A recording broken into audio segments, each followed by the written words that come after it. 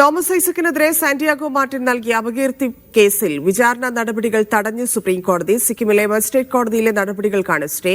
Thomas ഐസക്കിന്റെ ഹർജിയിൽ Santiago മാർട്ടിന് notice അയച്ചു.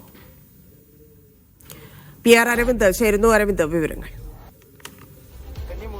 ധനമന്ത്രി തോമസ് ഐസക്കിനെതിരെ ലോട്ടറി വ്യവസായി സാന്റിയാഗോ മാർട്ടിൻ ഫയൽ ചെയ്ത മാനനഷ്ട കേസിലെ നടപടികളാണ് ഇപ്പോൾ സുപ്രീം കോടതി സ്റ്റേ ചെയ്തിരിക്കുന്നത്.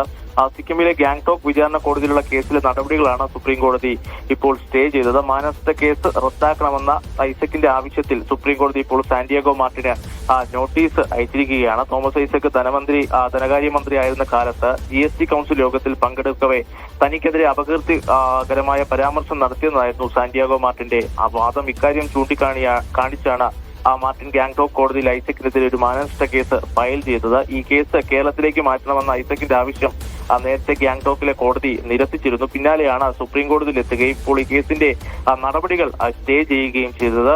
ഏതായാലും വീണ്ടും ഈ കേസ് പരിഗണിക്കും. ഈ ആവശ്യത്തിൽ 2 ആഴ്ചയ്ക്കുള്ളിൽ മറുപടി നൽകാനാണ് ഇപ്പോൾ സാന്റിയാഗോ മാർട്ടിനോട് കോടതി ആവശ്യപ്പെട്ടിരിക്കുന്നത്. നോട്ടീസും ഇപ്പോൾ ഈ കേസിൽ അയച്ചിട്ടുണ്ട്. ശരി അരവിന്ദ്.